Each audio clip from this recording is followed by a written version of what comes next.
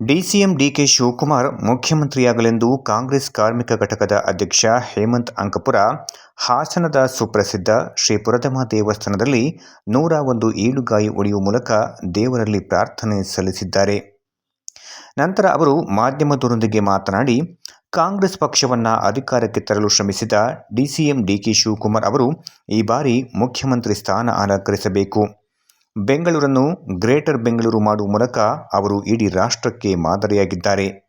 Guarantee ಯೋಜನೆಗಳನ್ನು ಜಾರಿಗೆ ತರುವ ಮೂಲಕ ಈ ನಾಡಿನ ಜನರಿಗೆ ಬೆನ್ನೆಲುಬಾಗಿದ್ದಾರೆ.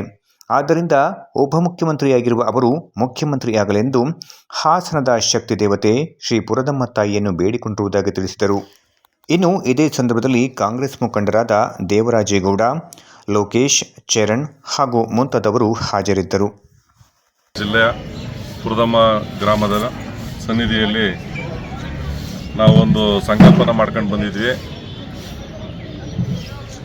ಕಾಂಗ್ರೆಸ್ ಪಕ್ಷ ಇವತ್ತು ಅಧಿಕಾರದಲ್ಲಿದೆ. ಆ ಪಕ್ಷನ ಅಧಿಕಾರಕ್ಕೆ ತರೋಕ್ಕೋಸ್ಕರ ಶ್ರಮಪಟ್ಟಂಥ KPC ಅಧ್ಯಕ್ಷರಾದ ನಮ್ಮ ಗುರುಗಳಾದ ಡಿ ಕೆ ಶಿವಕುಮಾರ್ ಅವರು ಮುಖ್ಯಮಂತ್ರಿ ಆಗಲಿ ಅಂತ ಹೇಳ್ಬಿಟ್ಟು ತಾಯಿಯಲ್ಲಿ ಬೇಡ್ಕೋಬೇಕು ಅಂತ ಹೇಳ್ಬಿಟ್ಟು ನಾವೊಂದು ಸಂಕಲ್ಪ ಮಾಡ್ಕೊಂಡು ಆ ತಾಯಿಗೆ ಒಂದು ಪೂಜೆಯನ್ನು ಮಾಡಿ ಒಂದು 101 ತೆಂಗಿನಕಾಯಿ ಹೊಡೆಯೋದು ಮುಖಾಂತರ ಅವರಿಗೆ ಒಂದು ಕಷ್ಟಪಟ್ಟು ಪಕ್ಷನ ಕಟ್ಟಿ 136 ಸೀಟನ್ನು ಗೆಲ್ಲಿಸಿ ಸರ್ಕಾರನ ರಚನೆ ಮಾಡೋದರಲ್ಲಿ ಪ್ರಮುಖ ಪಾತ್ರ ವಹಿಸಿರೋದ್ರಿಂದ ಅವರು ಬೇಗ ಒಂದು CM ಸ್ಥಾನವನ್ನು ಅಲಂಕರಿಸ್ತೀವಿ ಅಂತ ಹೇಳ್ಬಿಟ್ಟು ಆ ತಾಯಿಯಲ್ಲಿ ಬೇಡ್ಕೊಳ್ತಾ ನಾವೊಂದು ಸಂಕಲ್ಪನ ತೀರಿಸ್ತಾ ಇದ್ದೀವಿ. ಬೆಂಗಳೂರು ಇವತ್ತು ಗ್ರೇಟರ್ ಬೆಂಗಳೂರು ಆಗಿದೆ.